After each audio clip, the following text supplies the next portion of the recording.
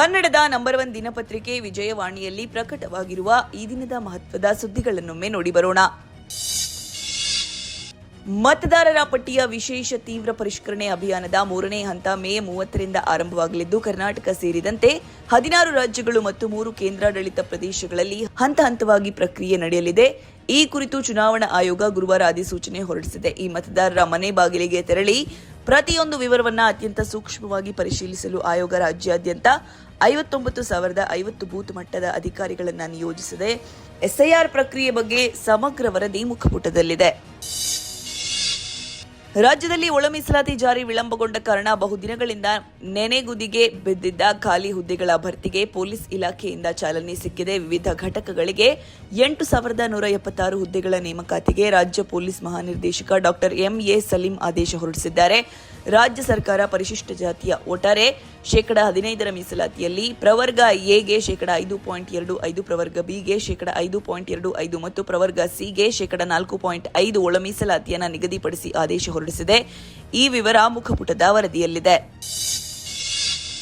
ಕೇರಳ ಮುಖ್ಯಮಂತ್ರಿ ಆಯ್ಕೆ ಪ್ರಹಸನಕ್ಕೆ ತೆರೆಬಿದ್ದ ಬೆನ್ನಲ್ಲೇ ಮೇ ಅಂತ್ಯದೊಳಗೆ ಕರ್ನಾಟಕದ ಗೊಂದಲಗಳಿಗೂ ದೆಹಲಿ ವರಿಷ್ಠರು ಇತಿಶ್ರೀ ಹಾಡಲಿದ್ದಾರೆ ಎಂಬ ನಿರೀಕ್ಷೆ ರಾಜ್ಯ ಕಾಂಗ್ರೆಸ್ ನಾಯಕರದ್ದಾಗಿದೆ. ಮುಂದಿನ ವಾರವೇ ವರಿಷ್ಠರ ಬಳಿ ತೆರಳಲು ಕೈಕಲಿಗಳು ತುದಿಗಾಲಲ್ಲಿ ನಿಂತಿದ್ದು, ರಾಜ್ಯ ಕಾಂಗ್ರೆಸ್ ರಾಜಕೀಯ ದೆಹಲಿಗೆ ವರ್ಗಾವಣೆಯಾಗುವುದು ನಿಶ್ಚಿತವಾಗಿದೆ. ನಾಯಕತ್ವ ವಿಚಾರದ ಚರ್ಚೆಗೆ ದೆಹಲಿ ನಾಯಕರು ಆದಷ್ಟು ಬೇಗ ಬ್ರೇಕ್ ಹಾಕಲಿ ಎಂಬುದು ಕೈ ನಾಯಕರ ಆಶಯವಾಗಿದೆ. ಈ ವರದಿ ಸಮಸ್ತ ಕರ್ನಾಟಕ ಪುಟದಲ್ಲಿದೆ. ಶಾಲಾ ಕಾಲೇಜುಗಳಲ್ಲಿ ಸಮವಸ್ತ್ರ ಕಡ್ಡಾಯ ಮಾಡಿದ್ದ ಹಿಂದಿನ ಬಿಜೆಪಿ ಸರ್ಕಾರದ ಆದೇಶವನ್ನು ಕಾಂಗ್ರೆಸ್ ಸರ್ಕಾರ ರದ್ದುಪಡಿಸಿರುವ ವಿಚಾರ ಚರ್ಚೆಗೆ ಗ್ರಾಸವಾಗಿದೆ. ರಾಜ್ಯ ಸರ್ಕಾರ ಹಿಜಾಬ್ ಧರಿಸಲು ಅವಕಾಶ ನೀಡಿ ವಿದ್ಯಾರ್ಥಿನಿಯರ ಸ್ವಾತಂತ್ರ್ಯವೆಂದು ಸಮರ್ಥನೆ ಮಾಡಿಕೊಳ್ಳುತ್ತಿದ್ದರೆ, ಇದಕ್ಕೆ ಪ್ರತಿಪಕ್ಷ ಬಿಜೆಪಿ ನಾಯಕರು ತೀವ್ರ ಆಕ್ಷೇಪ ವ್ಯಕ್ತಪಡಿಸಿದ್ದಾರೆ. ಸಂವಿಧಾನದ ಆಶಯವಾಗಿರುವ ಸರ್ವಧರ್ಮ ಸಮಭಾವದ ತತ್ವಕ್ಕೆ ಅನುಗುಣವಾಗಿಯೇ ಶಾಲಾ ಕಾಲೇಜುಗಳಲ್ಲಿ ಪರಿಷ್ಕೃತ ವಸ್ತ್ರ ಸಂಹಿತೆ ಜಾರಿಗೊಳಿಸಲಾಗಿದೆ. ಈ ವರದಿ ಸಮಸ್ತ ಕರ್ನಾಟಕ ಪುಟದಲ್ಲಿದೆ.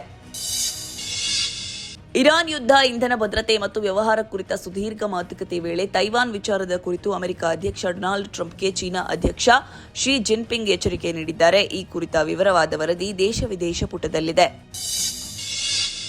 ಕಳೆದ ಕೆಲವು ದಿನಗಳಿಂದ ಕೇರಳ ಮುಖ್ಯಮಂತ್ರಿ ಹುದ್ದೆಯ ನೇಮಕ ಕುರಿತು ಮೂಡಿದ್ದ ಕುತೂಹಲಕ್ಕೆ ತೆರೆಬಿದ್ದಿದೆ. ಕಾಂಗ್ರೆಸ್ನ ಹಿರಿಯ ನಾಯಕ ವಿ.ಡಿ. ಸತೀಶ್ ಅವರನ್ನ ಮುಖ್ಯಮಂತ್ರಿಯಾಗಿ ಆಯ್ಕೆ ಮಾಡಲಾಗಿದೆ. ಸಿಎಂ ಸ್ಥಾನಕ್ಕಾಗಿ ಕಾಂಗ್ರೆಸ್ ಪ್ರಧಾನ ಕಾರ್ಯದರ್ಶಿ ಕೆ.ಸಿ. ವೇಣುಗೋಪಾಲ್, ವಿ.ಡಿ. ಸತೀಶನ್ ಮತ್ತು ಹಿರಿಯ ನಾಯಕ ರಮೇಶ್ ಚಿನ್ನಿತ್ತಲ ತೀವ್ರ ಪೈಪೋಟಿ ನಡೆಸಿದ್ರು. ಈ ಕುರಿತ ವರದಿ ದೇಶ-ವಿದೇಶ ಪುಟದಲ್ಲಿ ಪ್ರಕಟವಾಗಿದೆ.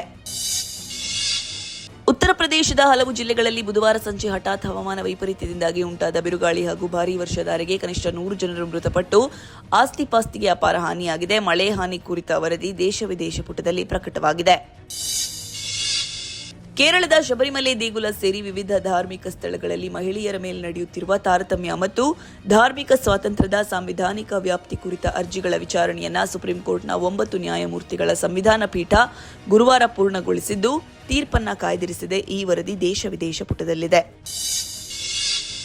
ದೇಶೀಯ ಮಾರುಕಟ್ಟೆಯಲ್ಲಿ ಸಕ್ಕರೆ ಲಭ್ಯತೆಯನ್ನ ಖಚಿತಪಡಿಸಿಕೊಳ್ಳಲು ಮತ್ತು ಬೆಲೆ ಏರಿಕೆಗೆ ಲಗಾಮು ಹಾಕಲು ಕೇಂದ್ರ ಸರ್ಕಾರ ಸಕ್ಕರೆ ರಫ್ತಿನ ಮೇಲೆ ತಕ್ಷಣದಿಂದ ಜಾರಿಗೆ ಬರುವಂತೆ ಸೆಪ್ಟೆಂಬರ್ 30ರವರೆಗೆ ಸಂಪೂರ್ಣ ನಿಷೇಧ ಹೇರಿದೆ. ಈ ಸುದ್ದಿಗೆ ಚಿಂತನ ಪುಟ ನೋಡಿ. ಕನ್ನಡ ಚಿತ್ರರಂಗದಲ್ಲಿ ಈ ವರ್ಷ 20 ವಾರಗಳಲ್ಲಿ ಪ್ರತಿ ವಾರ ಸರಾಸರಿ 5 ಚಿತ್ರಗಳಂತೆ ನೇರವಾಗಿ OTTಯಲ್ಲಿ ಬಿಡುಗಡೆಯಾದ 5 ಸಿನಿಮಾಗಳು ಸೇರಿ 103 ಚಿತ್ರಗಳು ಬಿಡುಗಡೆಯಾಗಿವೆ. ಈ ಕನ್ನಡ ಸಿನಿಮಾಗಳ ಕುರಿತ ಸುದ್ದಿ ಸಿನಿವಾಣಿ ಪುರವಣಿಯಲ್ಲಿದೆ. ಇವಿಷ್ಟೇ ಅಲ್ಲ, ಮುಂಜಾನೆ ಮಾತು, ಅಂತರಂಗ, ಭವಿಷ್ಯ, ಮನೋವಿಕಾಸದ ಕಾಲಂಗಳು, ಕ್ರೀಡೆ, ಸಿನಿಮಾ, ದೇಶ ವಿದೇಶಗಳ ಭರಪೂರ ಸುದ್ದಿಗಳ ವಿಶೇಷಗಳಿಗಾಗಿ ವಿಜಯವಾಣಿ ಓದಿ.